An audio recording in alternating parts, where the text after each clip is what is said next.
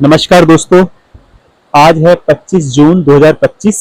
आप देख रहे होंगे कि मेरे हाथ में ये माइक है। मैंने इस पर कपड़ा लपेटा हुआ है और बाहर बारिश का शोर बहुत है और हवा बहुत तेज चल रही है, इसलिए मुझे ये माइक मुंह के आगे रखकर आपको बताना पड़ रहा है। मेरा आज टॉपिक है उन लोगों के लिए जो मांस खाते हैं। ठीक है, ये टॉपिक जरूरी भी नहीं है और जरूरी भी है। अगर जरूरी नहीं है तो उन लोगों के लिए जो लोग मांस खाते हैं, और जो लोग मांस नहीं खाते उन लोगों के लिए ये टॉपिक बहुत जरूरी है कि जो मांस नहीं खाते हैं वो आगे के लिए भी मांस का भक्षण ना करें, आहार ना करें। तो एक सिक्के के जिस तरह से दो पहलू होते हैं, उसी तरह से जीव भी दो तरह के होते हैं। एक वो जीव जो मांसाहार करते हैं और दूसरे जीव या जानवर वो जो मांसाहार नहीं करते, यानी वो शाकाहारी हैं। तो मैं इन दोनों पहलुओं पे बात करना चाहूंगा। उसके बाद तीसरा और आखिरी पहलू रहेगा हम और आप, जो इंसान है ना।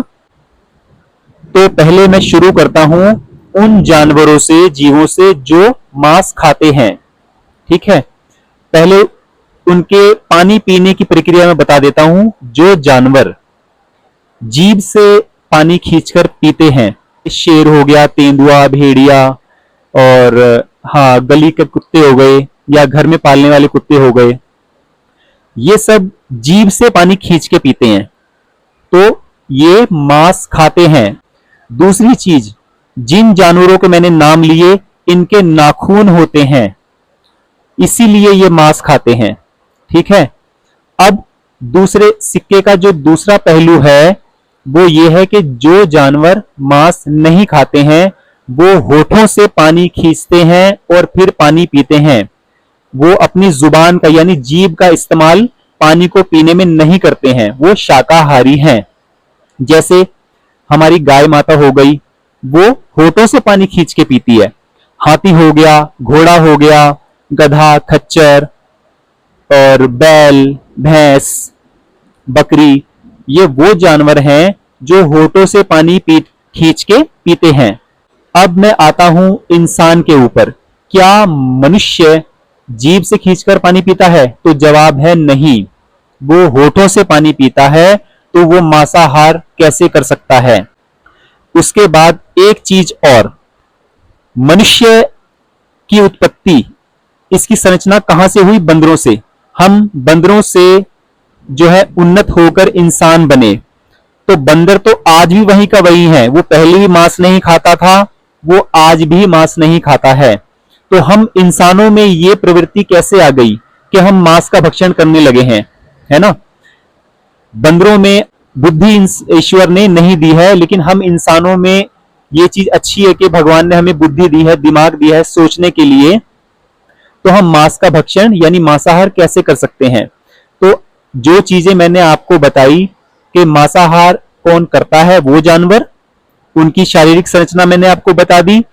जो मांस नहीं खाते हैं उनकी संरचना बता दी। जानवरों में जो मांसाहारी हैं उनकी एक चीज और सबसे बड़ी चीज बताता हूं कि उनके नाखून होते हैं, तेज नाखून, जो मांसाहारी जानवर हैं। और जो दूसरे शाकाहारी जानवर हैं जो मांस नहीं खाते हैं, उनके खुर होते हैं। जैसे गाय के नाखून नहीं होते, खुर होते हैं। बकरी के और भेड़ के, गाय, भैंस और हमारा जो गधा हो गया, घोड़ा हो गया, इनके नाखून नहीं होते, इनके खुर होते हैं। तो ये मांसाहारी नहीं होते। तो ये कुछ जीवन की सच्चाइयां हैं। ये वो जीव हैं जिन्हें आप अपनी आंखों से देख सकते हैं। तो मैंने जो कुछ महसूस किया वो आप तक पहुंचा दिया। आगे इसको मानना ना मानना वो आपके ऊपर है। मैं ये नहीं कहता कि जो लोग मांस का भक्षण करते हैं वो अच्छा नहीं करते, वो बुरे लोग हैं। मैं उस चीज पे जा ही नहीं रहा हूं। मैं ये कह रहा हूं कि मांसाहार इंसान के लिए, मनुष्य के लिए नहीं है। अब कुछ गुरु हैं, हम उन गुरुओं को भगवान का भेजा हुआ दूत भी कह सकते हैं। जैसे बागेश्वर धाम हो गए, जो धीरेन्द्र शास्त्री जी हैं, और सदगुरु हो गए, स्वामी प्रेमानंद जी हो गए, या राधा स्वामी हो गए। ये सब गुरु मांस नहीं खाते हैं और ये आगे लोगों को भी बता रहे हैं कि मांस का भक्षण मनुष्य ना करे। ऐसा क्यों?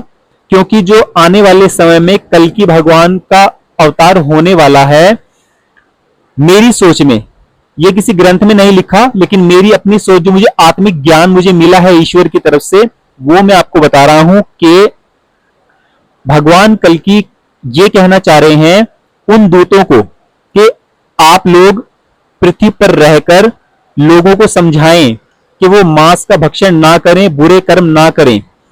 जितना कुछ हम लोग, आप लोग या और दूसरे लोग जो मांस खा रहे हैं, पाप कर्म में लिप्त हैं, पूजा पाठ नहीं करते, बुरे कर्म कर रहे हैं, लड़ाई झगड़ा कर रहे हैं, उनको अच्छे रास्ते पर ले आए।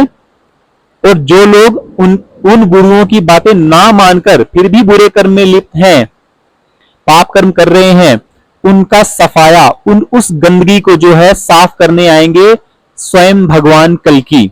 जितना गंद साफ हो जाएगा, उसके बाद जो फाइनल गंद रह जाएगा, उसके लिए भगवान कल्कि अवतरित होंगे। इसको मैं आपको एक और उदाहरण देके बताता हूं। मान लीजिए आप एक कंपनी में काम कर रहे हैं, आप एक कंपनी के कर्मचारी हैं, ठीक है। उस कंपनी का मालिक आपको कोई काम देता है करने के लिए डेली रूटीन में, और आप उसे कुछ समय तक काम को करते रहते हैं बड़े अच्छे से, लेकिन किसी दिन ऐसी स्थिति पैदा हो जाती है, कोई ऐसा काम फंस जाता है कि आप किसी काम में अटक जाते हैं, वो काम आप कर नहीं पाते। उसके लिए आप क्या करेंगे? दूसरे एम्प्लॉय जो आपके स्टाफ में है उनसे सहायता लेंगे, उनको भी समझ में नहीं आएगा तो फिर आप कहां जाएंगे? उसी मालिक के पास जाएंगे जिसकी आप नौकरी कर रहे हैं। वो मालिक आपकी उस प्रॉब्लम का सॉल्यूशन, उस मुश्किल का हल कर देगा। तो हम सब इस संसार में नौकर हैं, एम्प्लॉय हैं, और इस संसार रूपी कंपनी का मालिक जो है भगवान कल्कि है, जो कि अवतरित होने वाले हैं। जितना गंद साफ हो जाएगा वो अच्छी बात है, होना चाहिए, और जो बाकी रह जाएगा वो भगवान कल्कि स्वयं करने के लिए आएंगे। इसलिए धीरेन्द्र शास्त्री जी, स्वामी प्रेमानंद जी, सदगुरु जी और जो बड़े बड़े गुरु हैं, वो आप जैसे, हम जैसे लोगों को अच्छी अच्छी बातें समझा रहे हैं कि लड़ाई झगड़ा मत कीजिए, पाप कर्म में लिप्त मत होइए, मांसाहार मत कीजिए। तो ये चीजें मैंने आपको बतानी थी। आप मेरी बातों से कितने संतुष्ट हैं और कितने असंतुष्ट, मुझे जरूर बताइए। कोई कमी है मुझे जरूर बताइए, मैं सही कह रहा हूं या गलत। अगर मुझसे कोई भूल हो गई हो या किसी इंसान का मैंने दिल दुखाया हो तो उसके लिए मैं तहे दिल से माफी चाहता हूं। मेरी आत्मा को, मेरे मन को जो कुछ सही लगा वो मैंने आप तक पहुंचा दिया, ठीक है। ये मेरा धर्म था जो मैंने निभा दिया, आगे आप अपना धर्म निभाइए। आज के लिए इतना ही। जय श्री राम।